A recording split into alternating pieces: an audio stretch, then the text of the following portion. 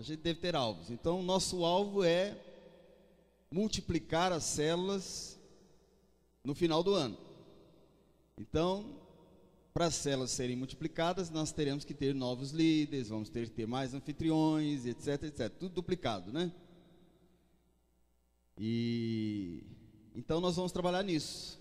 Vamos trabalhar, os líderes vão trabalhar na sua célula, trabalho normal e de multiplicação, tendo esse alvo, orando todo dia, lembrando toda reunião desses alvos, objetivos, lembrando daquilo que tem que fazer. E se ficar olhando o tempo passar, não vai acontecer nada, né? Mas nós já conversamos com os líderes e eles têm muito boas ideias aí que vão ajudar certamente no crescimento dessas células, né? Agora, eu tenho que chegar no final do ano também e ter novas pessoas para liderar essas pessoas que Deus vai nos acrescentar neste ano de 2016. Então nós vamos trabalhar nisso, nessa formação, para que ninguém faça, né, esse trabalho sem conhecimento, sem preparo. Então teremos as classes de líderes e vamos ter a classe daqueles que estão iniciando, né, para conhecer o que é uma igreja em célula, se entrosarem, buscar o seu lugar e aprender sobre isso. Amém? Entender o que significa, né, esse modelo aí. Então, a nossa palavra aqui, nós fugimos um pouquinho do estilo, né, normal. Estamos preocupados com o ensino. A primeira preocupação nossa, né, líderes de célula, pode anotar aí que vai falar sobre isso, o primeiro ponto. Nossa primeira preocupação é formar a igreja, informar e formar a igreja em célula, né, que tem base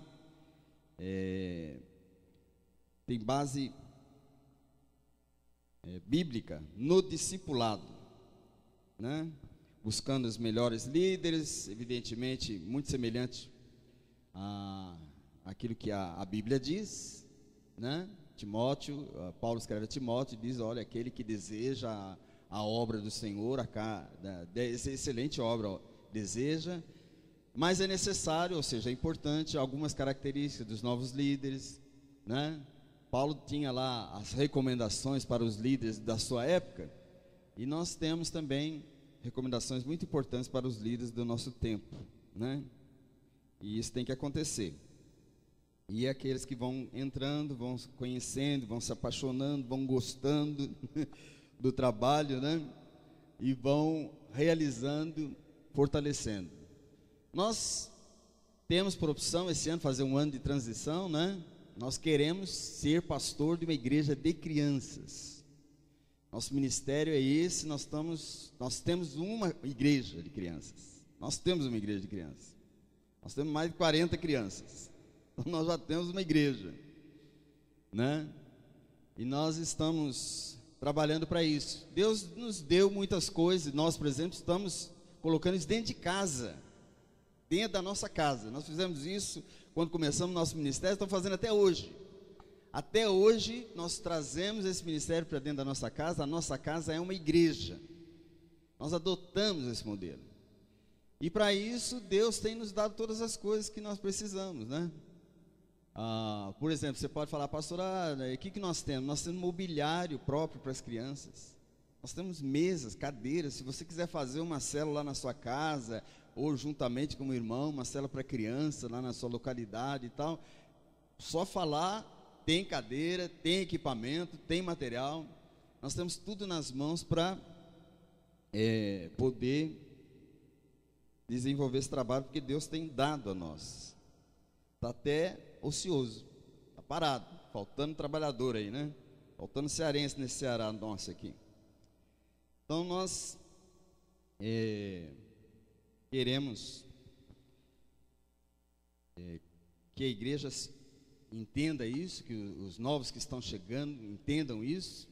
Nosso propósito é que cada pessoa que seja batizada agora, ela já é batizada e ela já fica sabendo do nosso estilo de igreja, do nosso formato de igreja, do nosso tipo de igreja, que é diferente da grande maioria da cidade, pelo menos, né? Então as pessoas vêm e não vão ser batizadas simplesmente para agregar mais um número para sentar no banco e ficar olhando os outros, não. Já sabe desse propósito. Você tem esse objetivo? Está no seu coração colaborar com a igreja e entrar nesse propósito da igreja? Porque a igreja é assim. Imagine só quem não tem esse propósito, está me ouvindo aqui agora, está falando assim, nossa pastor, mas isso aí está chato. Eu estou falando porque é o nosso arroz com feijão. O pastor vai falar todo domingo. Todo domingo, né? Aqueles que gostam, aqueles que vão aprendendo a gostar do trabalho, vão se entrosando, falam assim, que joia, eu quero aplicar isso na minha célula, eu quero abrir uma célula, eu gostei desse negócio, me ajudou a entender, eu vou fazer isso, eu vou fazer aquilo, e tal, e vai, né? Vai colaborar. E esse é o nosso objetivo de hoje. Amém? Segunda coisa, eu queria falar uma coisa, né? Até comentei com o pastor Rodrigo. Nós fizemos 15 anos de aniversário, que é sempre no Natal, né? É uma data que a gente praticamente não tem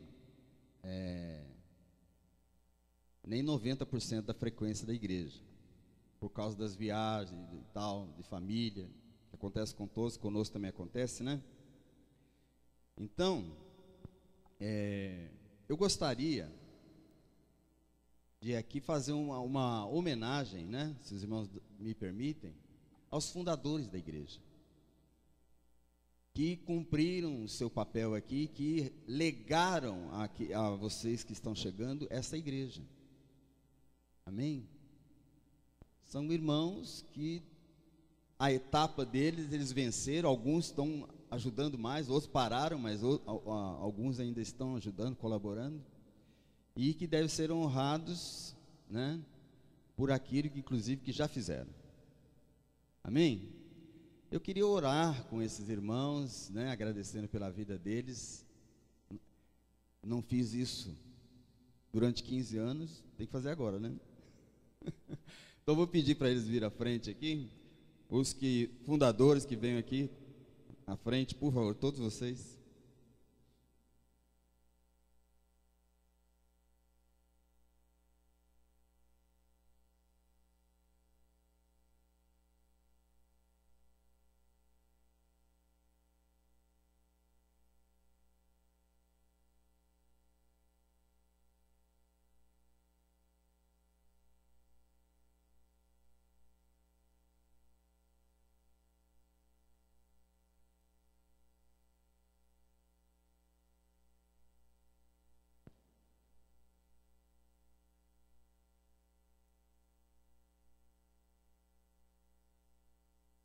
O réu, Nair,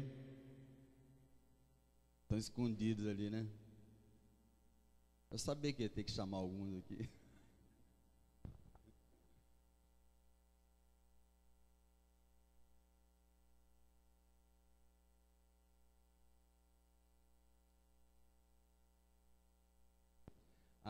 Perguntaram por que a pastora não chegou aqui ainda.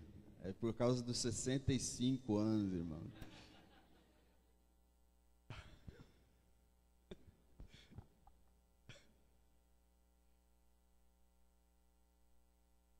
E ela vem.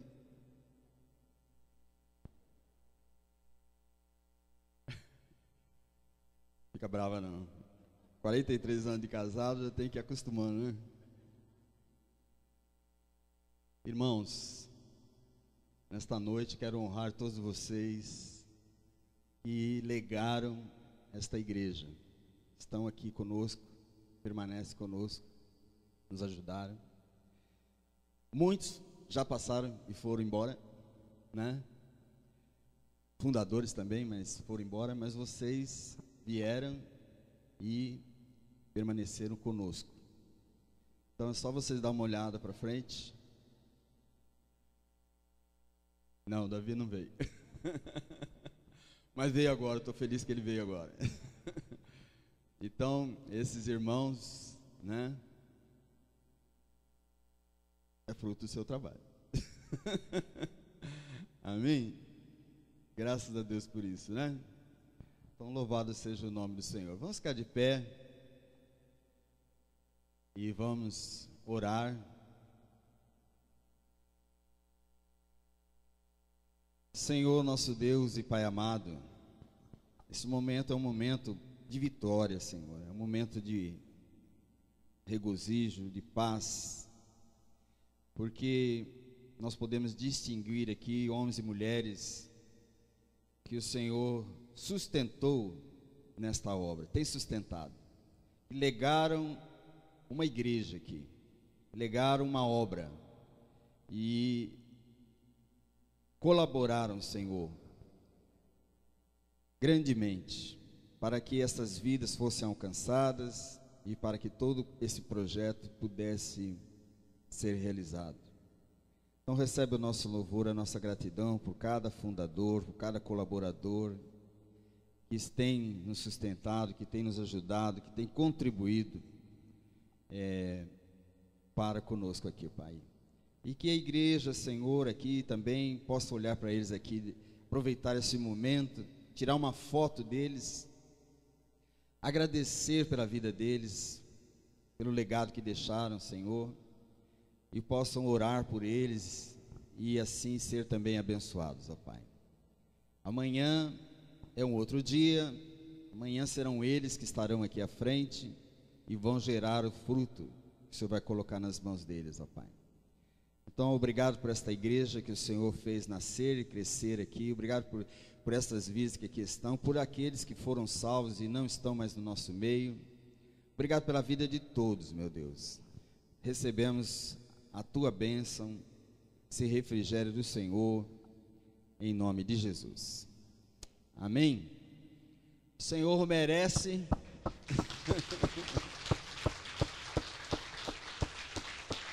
Aleluia. Amém. Pastor Rodrigo quer uma selfie, então cheguem perto aqui vocês. Podem sentar a igreja. Vocês cheguem perto aqui para fazer uma selfie bonita. Ah, não é selfie que ele vai tirar foto. Eu sou pequenininho, então eu fico aqui.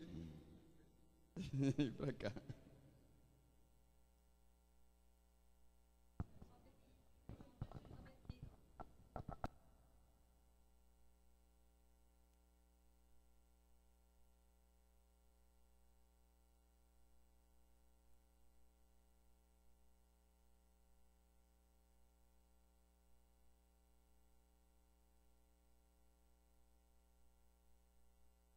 Amém.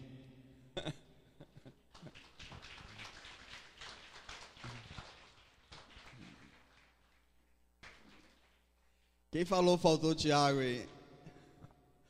Tiago, com 1 ano ia ser difícil dele ser fundador aí. Aí, Tiago. Estão tirando você, Tiago. Aleluia. Graças a Deus por esses irmãos, né? A maioria avô como eu, né? Avós ali, tá cheio de avó ali. Olha só que monte de avó agora. Meu Deus, tanto de avó, hein? Aleluia. Glória a Deus.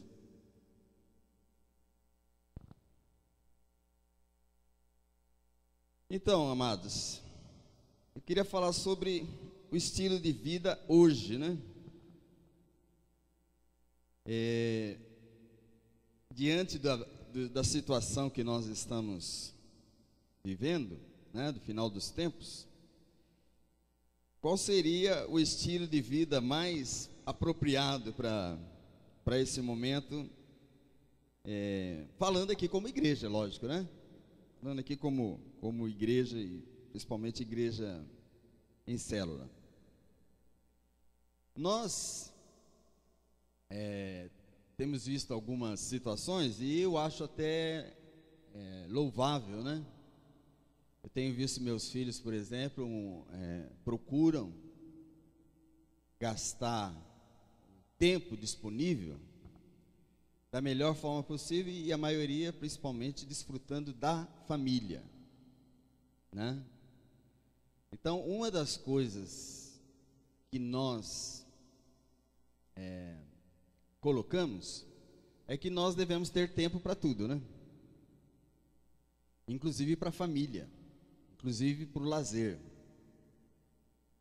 Meu filho Tiago, por exemplo, todo dia no WhatsApp manda as fotos dele, né? Tá morando num lugar bonito agora, que Deus abençoou, que tem um condomínio com piscina, do lado de frente dos prédios tem um conjunto municipal, uma lugar do município, com lago, com pista para andar, para caminhar, quadra de jogos e tal. Então todo dia ele manda as fotos dele com os filhos, né? Sai do serviço correndo, aproveita o horário de verão, né? Que é bom, né? Para ele, principalmente. E vai e está curtindo lá. E ele escreve para o irmão: aproveita a oportunidade. Então o irmão também vai para o hotel, vai passear que quando pode, tem feito isso. Vai para Santa Catarina, passear lá em Floripa, tomar cuidado para não ser queimado pelas águas vivas, né? E eu estou contando isso por quê? Porque a gente tem que entender os momentos de cada um que nós vivemos na nossa vida. Eu falei das vovós aqui, por exemplo, né? Nós estamos no momento momento vovô. Quarta-feira, por exemplo, a pastora vai pegar a netinha e vai passear, vai para São Paulo. Vai fazer o quê? Passear. Vai para a beira da piscina, né? Quando ela voltar, eu vou também. Lógico, quero pegar minha beira. Por quê? Porque é nosso tempo, né? É nosso tempo. É isso que nós podemos, da melhor forma que nós podemos aproveitar, e deve ser assim, né? Até o nosso trabalho com as crianças visa muito isso, porque as crianças, elas são, a maioria, crianças com necessidades básicas, necessidade familiar e problema de tudo. E nós queremos proporcionar a elas momentos, e é o que nós podemos fazer por elas. Proporcionar a elas momentos em que elas sintam-se bem, que elas sintam-se abraçadas, né? Que elas se sintam confortáveis, que elas possam desfrutar de um tempo gostoso. Isso é importante para nós, faz parte da nossa vida e nós devemos fazer isso, sem esquecer, é lógico, as nossas tarefas. O jovem pastor, eu queria, o jovem podia estar falando: pastor, eu queria essa vida aí, mas olha, se eu chegar lá, vai passar um pouquinho de água debaixo da ponte ainda, tem que estudar bastante ainda, né? Tem que trabalhar.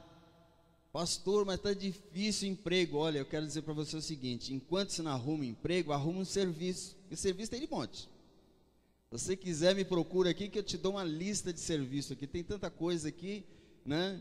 Esses 15 anos que eu estou aqui, geralmente nesses 15 anos eu trabalhei em toda a manutenção da igreja. Mas e a hora que o pastor não tiver, né?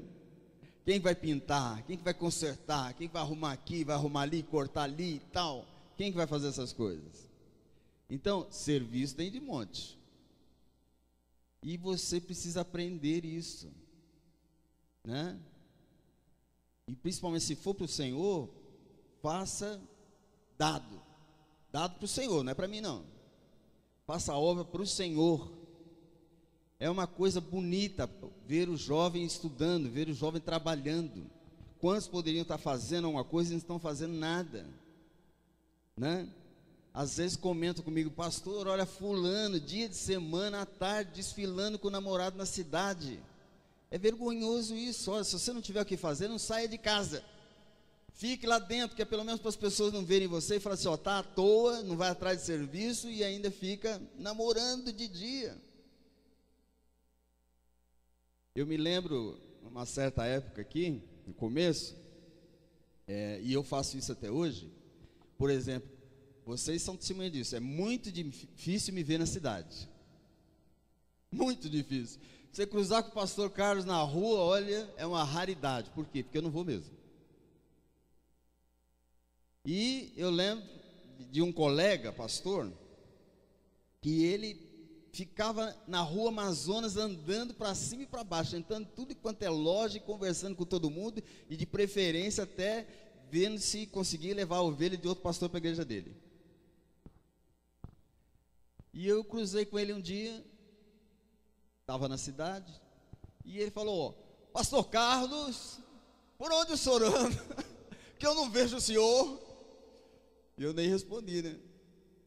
Fiquei na minha. Porque é desagradável isso, né? Você está fazendo o que aqui? Você não tem que fazer? Está ocupado? Então arruma um serviço para você, meu filho. Então, se eu não tiver nada para mim fazer, eu vou dormir em casa, mas não vou ficar andando na rua. Para ninguém me ver e falar assim: ó, o pastor está desocupado, está à toa. Não é o caso, porque o serviço não falta, né? Tem bastante. Mas procure trabalhar. Procure fazer a obra de Deus. A igreja tem lugar para você trabalhar, e é importante que você entenda isso. Deus vai abençoar o seu trabalho.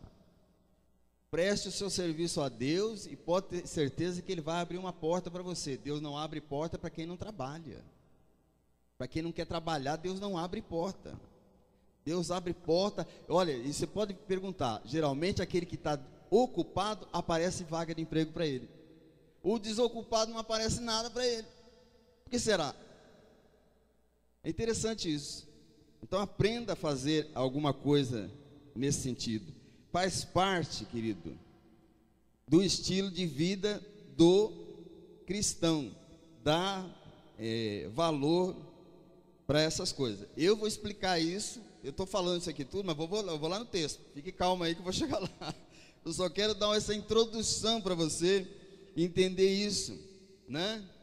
Do estilo de vida que nós estamos levando hoje. Às vezes você critica alguém, você pode falar: fulano não colabora e tal, mas ele fez a parte dele. Por isso que eu trouxe aqui os fundadores, né, da igreja. Eles fizeram a parte deles. Se vocês quiserem aposentar agora e falar assim: eu não vou fazer mais nada, fizeram.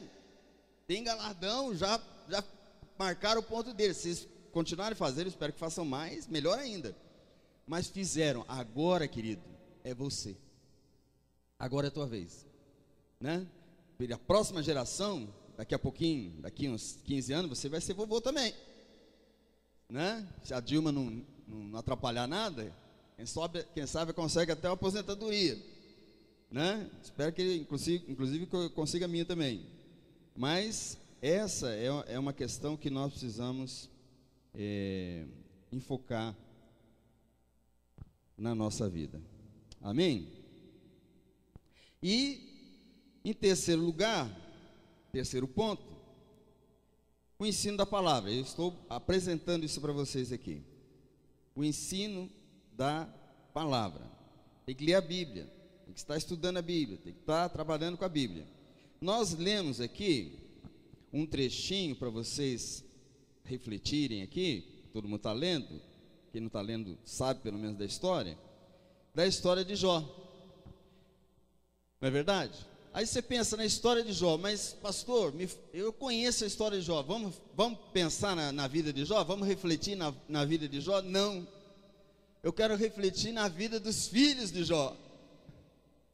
Eu quero que vocês pensem na vida dos filhos de Jó, porque Jó é esse cara que fez tudo. Jó é aquele cara que já fez a parte dele e passou por essa grande prova, foi um homem de Deus, mostrou veracidade na vida dele, foi aprovado, né, sendo perseguido pelo diabo, foi aprovado e conseguiu a aprovação de Deus em tudo que ele fez. A Bíblia chamando ele aqui, né, homem íntegro, Deus chamando ele de homem íntegro. Olha que coisa tremenda. Mas e os filhos? E os filhos, queridos? Então essa é uma questão que eu gostaria que vocês pensassem a respeito. Também quem é pai, né? Se você é o Jó, você é pai também. Pensar nos seus filhos também. Porque uma falha, vocês concordam comigo que houve uma falha de Jó aqui com os seus filhos, não? Sim ou não? Morreram? Perdeu os filhos? Deus falou assim, nele não pode tocar, mas não falou nos filhos. Olha só que coisa incrível. O diabo tinha permissão e ele fez isso, tocou nos filhos de Jó, matou os filhos de Jó. E por que eles morreram? Sabe por quê? Porque eles só eram filhos de Jó. Eles não eram homens de Deus. Eles não tinham as características de seu pai. Eles não podia se dizer deles são homens e mulheres íntegros. Pessoas que observam a palavra de Deus e que andam com Deus. É por isso que Deus permitiu tocar na vida deles. Então, é muito importante isso. O que se aprende com isso? Você aprende que filho de crente não é crentinho. E a gente fala, filho de peixe é peixinho, mas filho de crente não é crentinho. A maioria é cretino.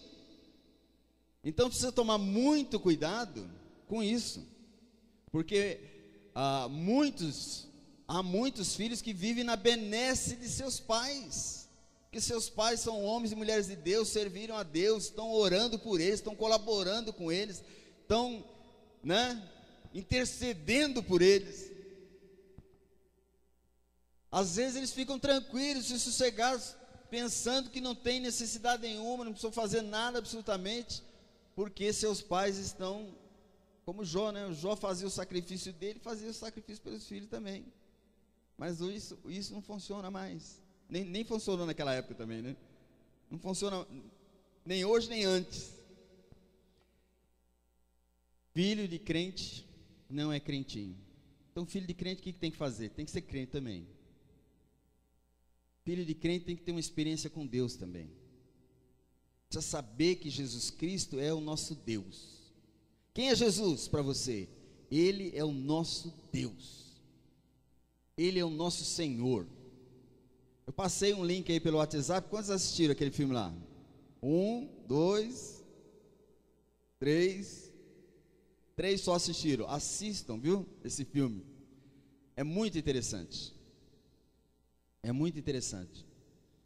Às vezes se pergunta assim, como é que um país como os Estados Unidos vive uma degradação moral como nos dias de hoje, e como que um povo se enrola tanto, sendo que são base cristã, missionários, o Brasil conheceu o Evangelho através dos missionários americanos, como?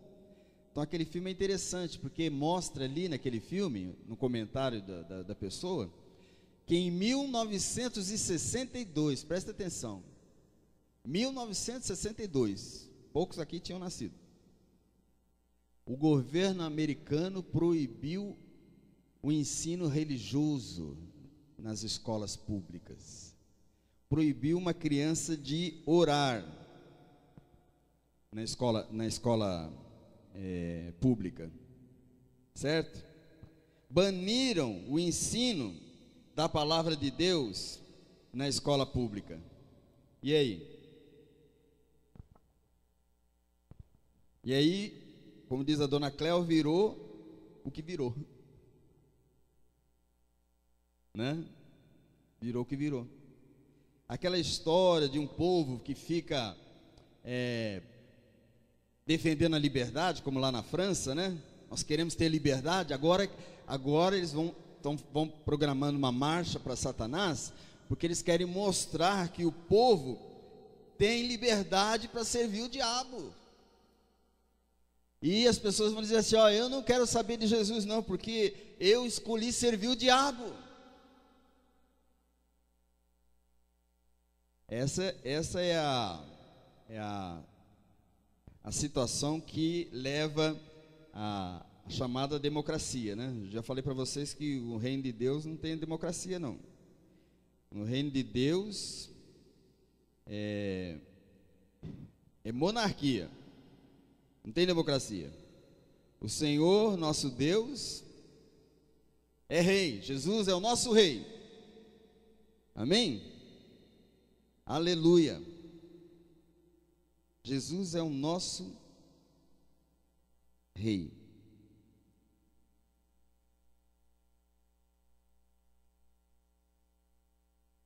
Então nós precisamos temer ao Senhor. Uma frase muito legal daquele filme.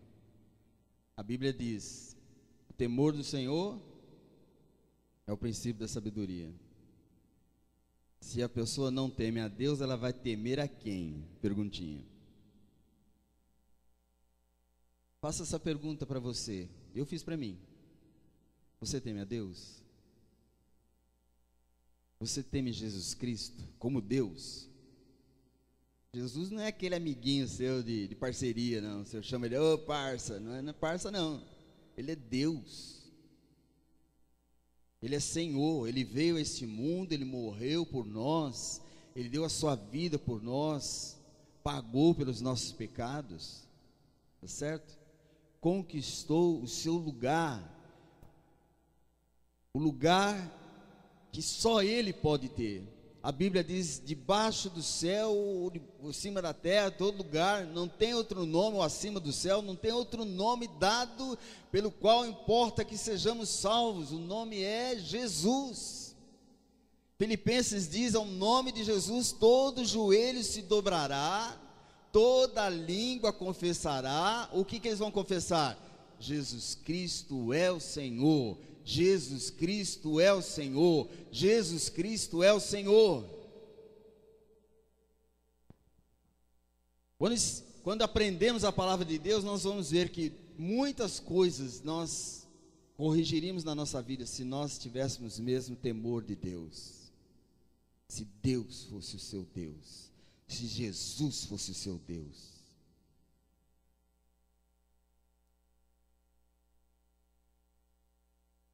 Amém? Veja lá, vai acontecer isso. Estão estudando a palavra aqui, vendo o livro de Jó, perceba. Os filhos de Jó se deram mal, gente. Morreram. Morreram. Por quê? Porque eles não eram pessoas como o pai. O pai perdeu os filhos por quê? Porque se perdeu na vida religiosa. Ele achou que fazendo uma oração pelo filho ele resolveria. Ele achou que não precisava pegar no pé do filho, que não precisava ensinar o filho, que não precisava ir com o filho na igreja, que levar o filho à igreja. Ele pensava que não precisava disso. Ele achava que a sociedade ia resolver o problema do filho, que os professores iam resolver o problema dos filhos. Ele não assumiu a sua responsabilidade, a sua paternidade como pai. Ao invés dele ir reclamar dos filhos os seus pecados, ele ficava pagando sacrifícios pelos filhos. Jó sofreu também, perdeu os filhos. Ele teve outro, mas aqueles lá não, aqueles lá morreram, já era. Porque ele não entendeu essa necessidade. Embora a Bíblia fosse clara, Antigo Testamento, mas lá no Antigo Testamento também estava escrito isso. Ensina o teu filho o caminho que deve andar, inculca no teu filho a palavra de Deus. Muitos negligenciaram isso. Ou muitos estão negligenciando isso, e por isso tem complicado a sua própria vida. Está entendendo? A minha plataforma ministerial é essa.